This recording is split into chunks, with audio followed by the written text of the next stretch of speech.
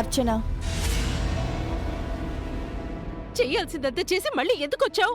నేను నీకు మంచే కదా చేశాను. ఏంటి మంచి? ఆ మోహన్ రావు నుంచి నువ్వు తప్పించుకోవడానికి వాడి కొడుక్కి నా కూతుర్ని ఎరగా వేస్తావా? ఆ దుర్మార్గుడికిచ్చి నా కూతురు గొంతుకొస్తావా? ఉషకి అంతకంటే మంచి సంబంధం తేగలవా? వాళ్ళ ఇంటి గుమ్మం తొక్కడానికైనా నీ బ్రతుకు సరిపోతుందా? ఏదో నీ అదృష్టం కొద్దీ నీ కూతురు రాకేష్కి నచ్చింది, పెళ్లి చేసుకున్నాడు. ఉషా ఆ ఇంటి కోడలయ్యింది. అందుకు సంతోషించక నా మీద పడి ఏడుస్తావే? ఇదే నీ కూతురైతే ఇలా చేస్తావా మహా? నిన్ను నమ్మినందుకు నన్నింత మోసం చేస్తావా? ఇందులో మోసమేముంది? నువ్వు గిరి కష్టపడకుండా మీకు అల్లుడొచ్చాడు. రాకేష్ మంచిగా మారతాడని చెప్పాను కదా. అయినా ఒకప్పుడు ప్రీతికి రాకేష్ సంబంధం చెయ్యమని నన్ను ప్రోత్సహించింది నువ్వు కాదా? ఆ రోజు నువ్వు చేసింది రైట్ అయితే ఈ రోజు నేను చేసింది రైటే. నువ్వు చేసిన దానికి నేను చేసిన దానికి చెల్లుకు చెల్లు అని సరిపెట్టుకో. ఎంత ఈజీగా చెప్తున్నావు మహా.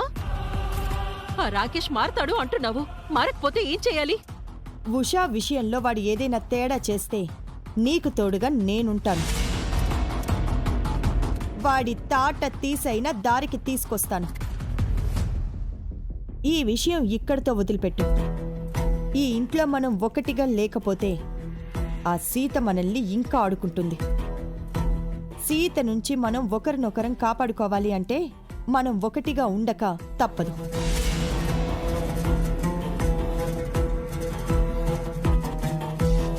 సరే మహా, రాకేష్ విషయంలో నువ్వు మాట ఇస్తున్నావు కాబట్టి కాంప్రమైజ్ అవుతున్నాను. రేపు వాడేం చేసినా సరే నీదే బాధ్యత.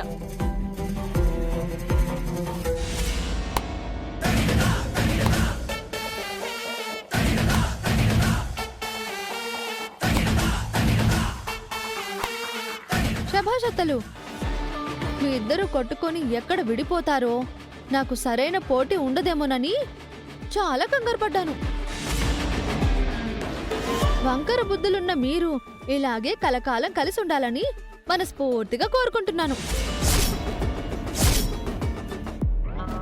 వంకర బుద్ధేంటే? ఏం మాట్లాడుతున్నావు? మమ్మల్ని అంత నీచంగా పిలిస్తే ఊరుకోం. ఆవిడ సవిత కూతురు జీవితం నాశనం చేయాలని చూస్తే మీరు సొంత కూతురు జీవితాన్నే పణంగా పెట్టారు. మీవి వంకర బుద్ధులు కాక గొప్ప బుద్ధులా ఏంటి? మీరు ఎలాగో కాంప్రమైజ్ అయ్యారు కదా, ఇంకా ఆ విషయం పక్కన పెట్టండి. చీరలమ్మి గెలుస్తానని నాతో పందెం కాశారు. ముందు ఆ సంగతి చూడండి. మీరు ఓడిపోతే తెలుసుగా ఏం జరుగుతుందో. తార్మార్ తక్కడమార్.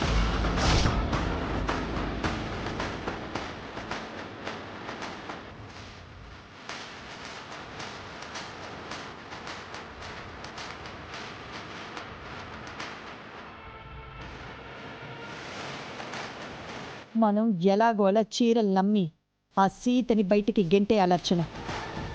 లేదంటే అది మన నెత్తినెక్కి కూర్చుంటుంది. ఈ పందెం విషయంలో నువ్వు నాతోనే ఉండాలి. ఉంటాను మహా. పందెంలో నిన్ను గెలిపించే బాధ్యత నాది. నా కూతురి కాపురం బాధ్యత నీది. అలాగే మనం చీరలు అమ్మాలి అంటే ఓ పని చేయాలి.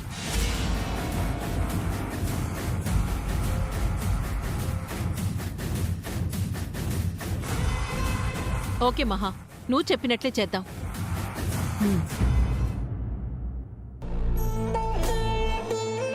ఏంటో మహా, ఈ మిడిల్ క్లాస్ గెటప్లు మనకు అస్సలు సూట్ అవ్వలేదు. ఆ సీతతో ఛాలెంజ్ చేసి నువ్వు ఇరుక్కుపోయి నన్ను కూడా ఇన్వాల్వ్ చేసావు. అంతా మన కర్మ. నువ్వే కదా చీరలు అమ్మాలి అంటే సీతలా రెడీ అవ్వాలి అన్నావు. సీత నాలా రెడీ అయ్యి ఆఫీస్కి వెళ్ళింది. మనం దానిలా రెడీ అయ్యి ఇక్కడికొచ్చాం. సీతలా రెడీ అయితే సరిపోదు మహా. చీరలు అమ్మాలంటే దానిలా మాటలు కూడా చెప్పాలి. పందెంలో గెలవాలి అంటే తప్పదు కదా. నువ్వు స్టార్ట్ చేయి. నేనా? నువ్వు మొదలు పెడితే నేను అందుకుంటా. రండమ్మా రండి, సరసమైన ధరలకి చవక చీరలు. రండి రండి, త్వరపడండి. ఆలసించిన ఆశాభంగం. రండి అమ్మా రండి. ఇదిగో చూడండి. తీసుకోండమ్మా.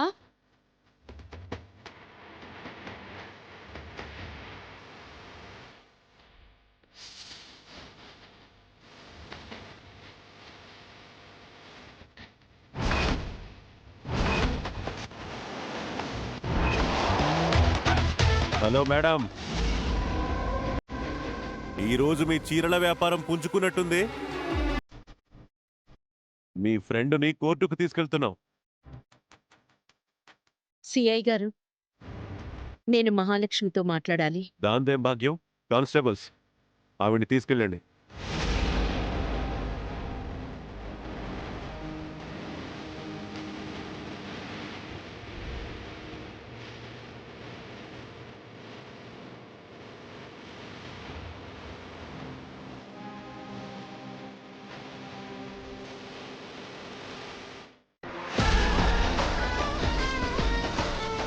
రోడ్డున పడ్డ నిన్ను నా ఇంటికి తీసుకువెళ్ళి మహారాణిని చేస్తే నువ్వు మళ్ళీ రోడ్డున పడ్డావేంటి?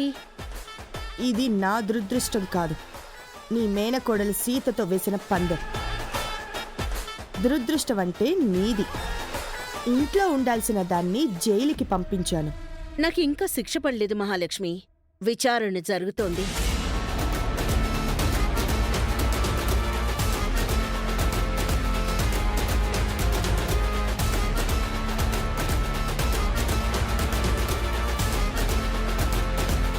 మహాలక్ష్మి గారితో కాంప్రమైజ్ అయిపోండి సుమతి గారు. కోర్టులో శిక్ష పడకుండా తప్పించుకోవచ్చు.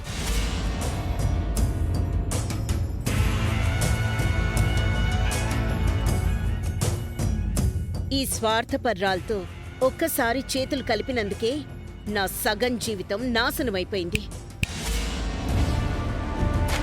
అర్థమైంది కదా, నేను రోడ్డున పడ్డాను అని ఎగతాళి చేశాం. నా సంగతి అలా ఉంచు. నువ్వు జైలు కోర్టు చుట్టూ తిరుగుతున్నావు. నా ఈ పందెం తాత్కాలికమే, కానీ నీకు జైలు శిక్ష కన్ఫర్మ్.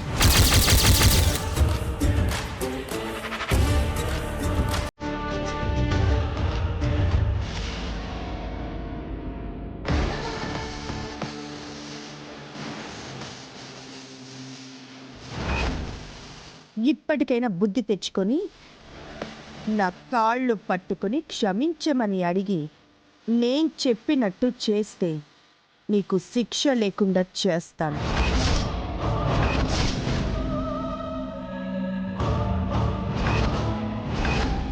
ఇంకా ఆలోచిస్తారండి సుమతి గారు. ఆవిడ కాళ్ళు పట్టుకోండి. కోర్టు కూడా తీసుకెళ్లకుండా మిమ్మల్ని ఇంట్లో డ్రాప్ చేస్తాను. తన కాళ్ళు పట్టుకోవాల్సిన పరిస్థితి వస్తే కాల్చి చంపేస్తాను.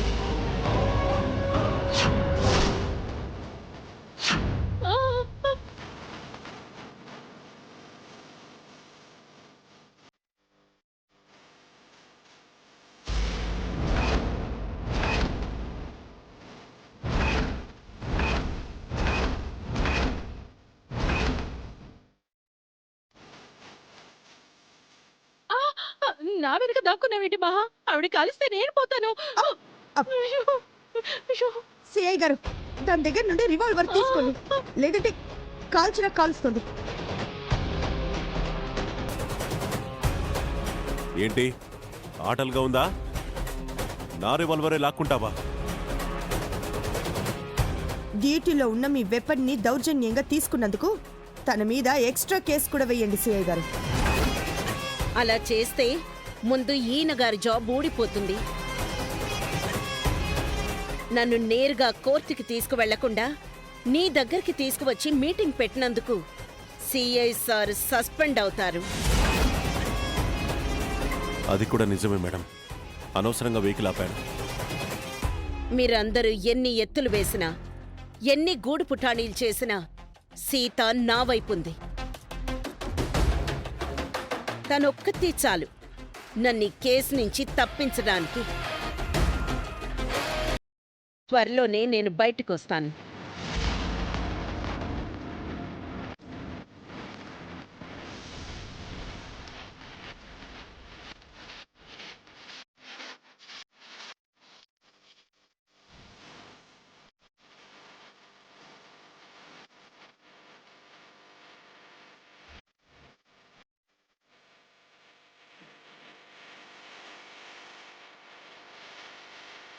వెళ్ళొస్తాను మేడం.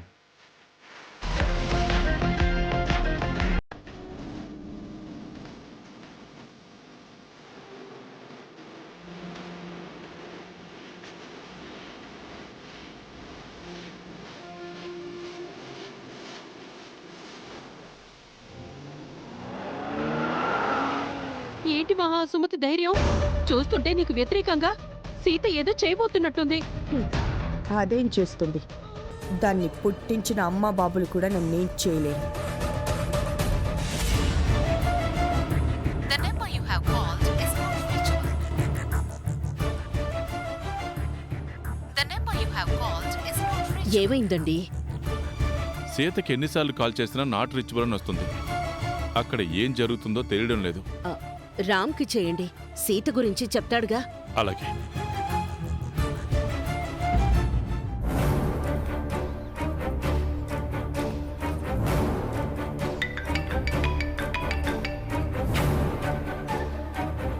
సీతకు ఫోన్ చేస్తుంటే రీచ్ అవ్వట్లేదు. నువ్వు సీత బాగున్నారు కదా రామ్? ఏం బాగుండడం మావయ్య. ఏమైంది రామ్? మీ మధ్య ఏమైనా గొడవ జరిగిందా? మీ పిన్నితో తగువ వచ్చిందా? సీత ఎవరిని ప్రశాంతంగా ఉంచదు కదా అత్తయ్య. తనకి ఎప్పుడు ఏదో ఒక ఇష్యూ కావాలి. ఇప్పుడు ఏం జరిగింది రామ్?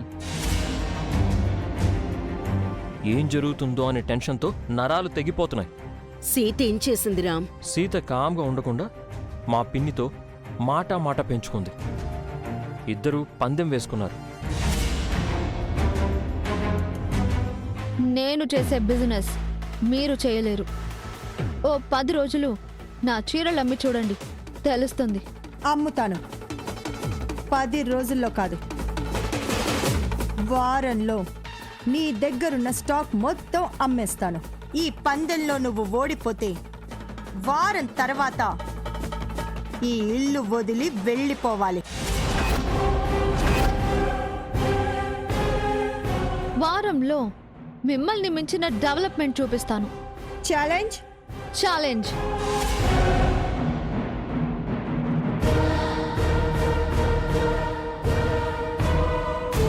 ఈ విషయం మాకు తెలియదు రామ్. సీత మాతో చెప్పలేదు.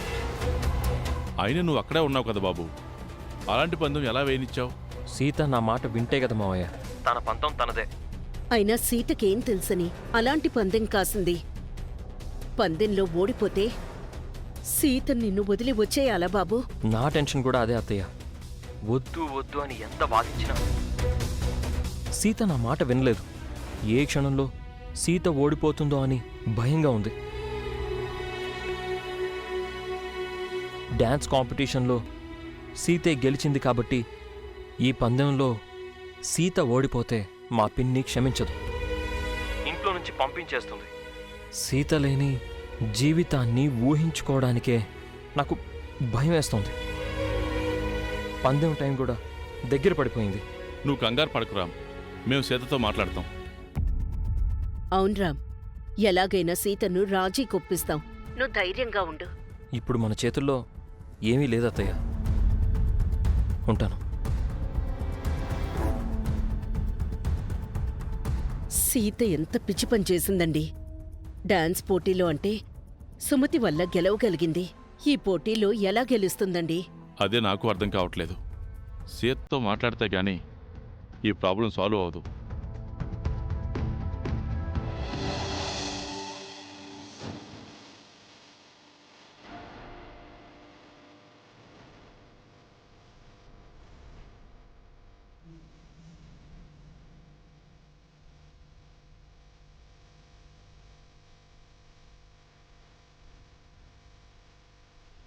ఎందుకు మా అమ్మ పీలవుతున్నావు? నువ్వు మా అమ్మా నాన్నలతో మాట్లాడింది అంతా విన్నాను. విని ఏం ప్రయోజనం సీత? ఓడిపోతే నన్ను వదిలి వెళ్ళిపోతావు కదా. నన్ను ప్రాణంలా ప్రేమించిన నిన్ను వదిలి నేనెక్కడికి వెళ్తాను మామా? ఈ సీత ఎప్పుడూ ఈ రాముడితోనే ఉంటుంది. పందెంలో నేనే గెలుస్తాను. అది అసాధ్యం సీత. నువ్వు గెలవలేని పందానికి ఒప్పుకున్నావు. గెలుస్తానన్న నమ్మకం నాకుంది మామా. నన్ను నమ్ము. మన ప్రేమను నమ్ము. నేను గెలవబోతున్నాను. ఇది తథ్యం.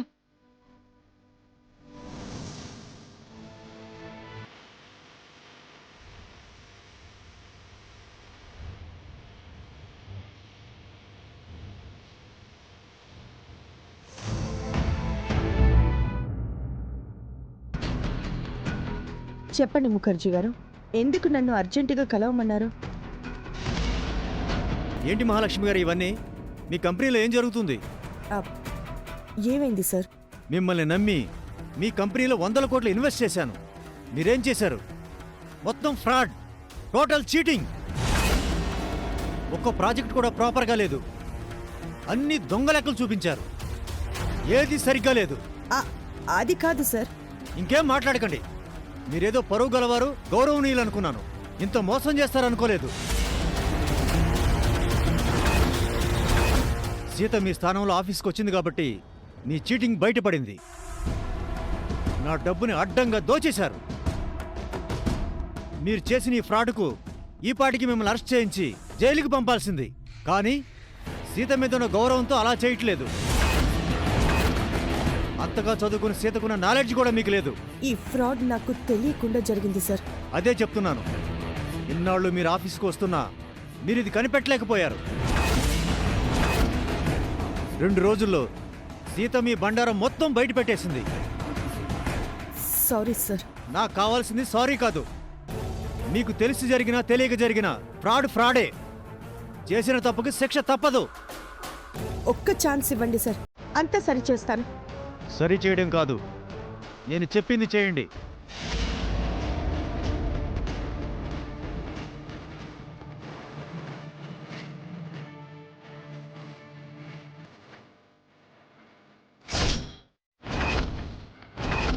అండర్స్టాండ్? సరే సార్.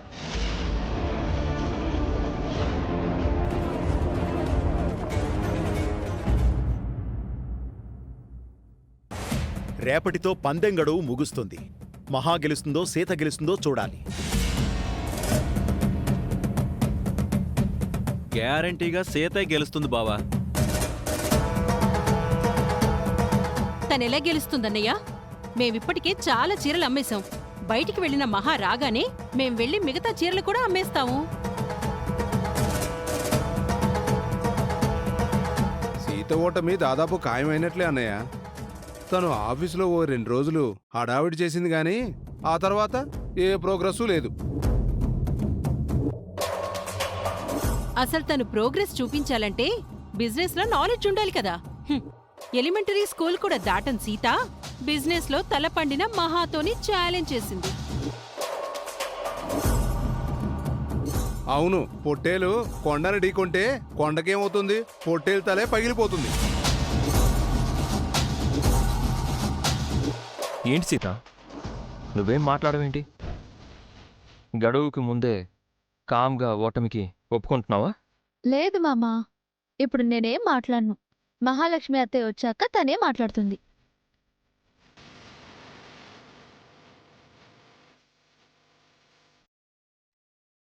అదిగో మహాలక్ష్మి వచ్చింది.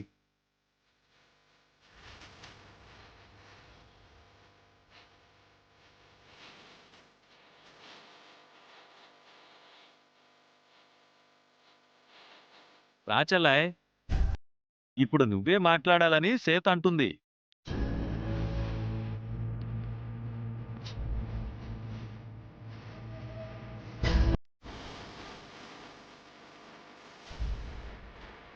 ఏంటి మహా డల్గా ఉన్నావు? రేపు మనమే గెలవబోతున్నాం కదా. మీరే గెలిచారని, సీత ఓడిపోయిందని చెప్పండి వదినా.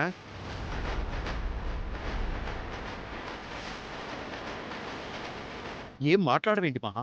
ఏమైంది? రేపు ఓడిపోయేది సీతే కదా? లేదు, నేనే ఓడిపోయాను.